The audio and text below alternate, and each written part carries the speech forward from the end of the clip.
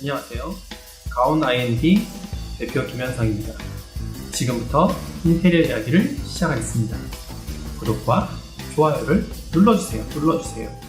안녕하십니까. 가온 I&D 실장 이상엽입니다. 중간에 추석이 끼갖고 간만에 이렇게 또 여러분과 이렇게 찾아뵙게 되었습니다. 추석 연휴 잘 보내셨는지 잘 모르겠네요. 추석이 지나니까 찬바람이 불고 태풍의 영향도 많고 갑자기 날씨가 많이 추워진 것 같습니다. 여러분도 감기에 유의하시기 바랍니다. 오늘은 벽지, 도배지에 대해서 간단히 이야기하고 다음 시간에 또 이야기 나눌까 합니다. 흔히 벽지 그러면 3가지, 4가지 있을 수 있는데 오늘은 2가지 정도로 이렇게 요약해서 이야기하고자 합니다. 첫 번째는 합지, 그리고 실크. 기타 뮤럴 벽지라든지 패브릭이라든지 친환경에 관계된 벽지라든지 그리고 질석 벽지, 장식을 위한 질석 벽지라든지 다양하게 많습니다. 하지만 오늘 이 시간에는 합지와 실크 이렇게 2가지만 이야기하도록 하겠습니다. 가격적인 부분, 장단점, 시공법에 대해서 간단하게 이야기하고 다음 시간에는 또 좀 더 정확하게 또 이야기 나누고자 하는데, 첫 번째 가격적인 부분을 본다 그러면 합지에는 2가지 종류가 있습니다. 소폭과 대폭. 소폭은 크기가 53cm 그리고 대폭은 93cm 이렇게 2가지로 나눠져 있는데, 보통 한 롤 같은 경우에 보통 5평이 이렇게 감겨져 있습니다. 5평. 보통 작은 방을 기준으로 한다 그러면 벽지가 들어가는 평수는 천정을 포함해서 15평 정도 들어가게 됩니다. 그래서 어떻게 보면 3롤이 들어갑니다. 한 롤당 가격이 합지 같은 경우에서 15,000원에서 20,000원 사이가 이루어집니다. 대폭이든 소폭이든 그거는 문이나 아니면 현장의 여건이나 이런 거에 따라 대폭을 사용할 것인지 그리고 장폭을 사용할 것인지 판단을 하게 됩니다. 실크 벽지 같은 경우에는 폭 자체가 장폭으로 오는데 1m 6cm, 1m 6cm 이렇게 나눠져 있습니다. 실크의 가격은 35,000원대, 3만원대 이렇게부터 한 4만원대까지 형성이 되어 있는데, 그것 또한 한 롤이 5평으로 이루어져 있습니다. 그래 보통 방을 한다 그러면 천정과 벽을 나누어서 한다 그러면 천정을 5평, 한 롤, 벽을 10평, 2롤 이렇게만 있으면 대부분 방 하나는 이렇게 시공이 되는 걸로 이게 판단이 됩니다. 큰 방 같은 경우에나 거실 같은 경우에는 벽체와 천정이 20평, 거실은 한 30-40평씩 가는 경우가 있는데, 전체 평수에서 이렇게 감안하시면 대충 도배가 들어가는 면적이 이렇게 이루어집니다. 상세하게 부자재라든지 인건비라든지 이런 부분을 나누고 싶지만 그거는 다음 시간에 상해에서 한번 이야기 나누도록 하고, 2번째는 장단점. 합지 그러면 종이 벽지를 이야기를 합니다. 실크라 그러면 종이에 PVC 코팅이 되어 있는 그런 벽지입니다. 고급스러운 부분으로 그리고 유지 보수 관리라든지 이런 부분들을 판단한다 그러면 최근에는 실크를 대부분 사용하지만 환경적인 부분을 생각한다 그러면 합지를 사용하게 됩니다.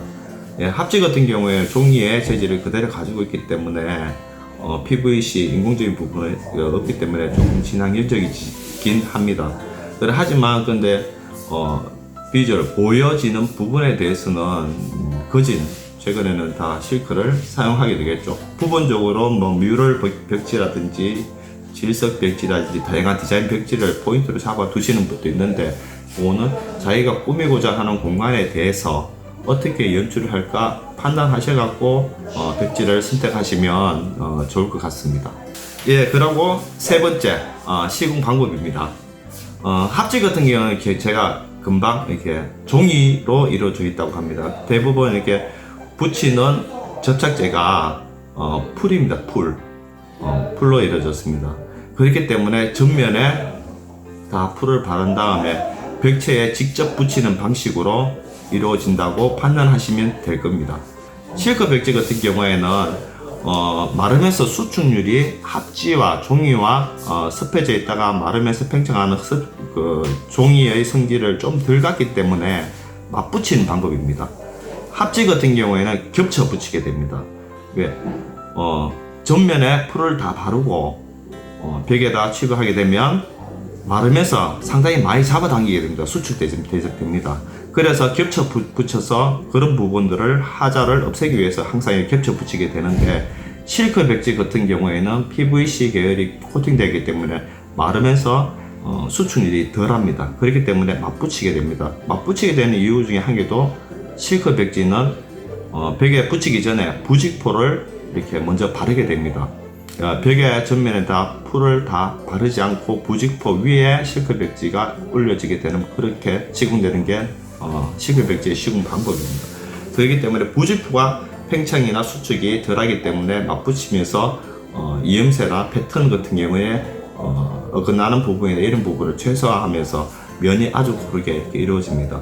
그 부분을 잘 염두에 하셔갖고, 벽체가 고르지 않고 요철이나 이물질이 많은 곳, 그리고 또 여러 개의 덧붙임이라든지 몇 번의 벽지 시공을 했는 곳 같은 경우에는 다음에 마지막으로 우리 집 이사 가기 전에 한 번 더 해야 되겠다라고 판단하신다 그러면 실크 백지 부직포를 먼저 치부하고 그 위에 실크 백지를 치부해서 띄어서 이렇게 시공하시면 면이 아주 고르고 팽팽하게 이렇게 시공이 이루어집니다.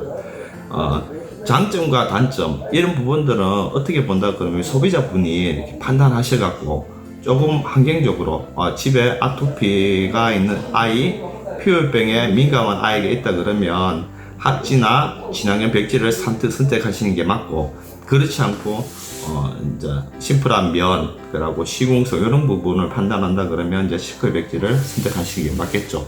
최근에는 이렇게 새 집 같은 경우에, 새로운 신축된 집에 먼저 합지를 바르고 한 1년 정도, 2년 정도 지내시다가 다시 실크를 바르시는 분도 이렇게 많습니다. 건축용 자재들이 아직까지 그래도 유해한 부분들이 아주 좀 있기 때문에 무해한 부분은 상당히 자재들이 많이 늘었습니다. 하지만 유해한 부분이 있기 때문에 1년 정도, 2년 정도 합지를 발라서 그런 부분을 좀 흡수시키고 또 날려버린 다음에 실크를 시공하시는 분들도 많습니다.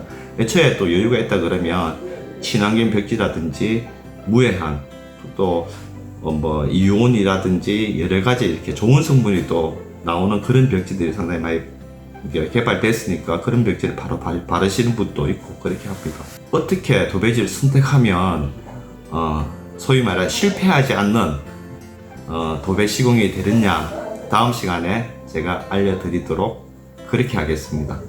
오늘은 이렇게 간단하게 했는데, 다음에는 실제적으로 도배지라든지 가져와서 패턴이라든지 앞으로 어떤 도배지를 선택했을 때 기타 가구, 앙트라조라고 기타 주변에 있는 가죽용 제품 그런 부분을 어떻게 하면 잘 어울릴까, 그리고 어떤 풍으로 하면 우리 집이 조금 세련되고, 어떤 풍으로 하면 좀 자연스럽고, 어떤 풍으로 하면 아늑하고 화려하지 않는, 그리고 또 화려한 집도 있습니다. 그렇게 어떻게 하면 이 포인트를 강하게 줄 수 있을까, 한번 제가 고민을 해서 여러분들에게 알려드리도록 그렇게 하겠습니다.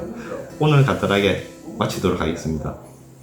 가온 R&D 실장 이상엽이었습니다.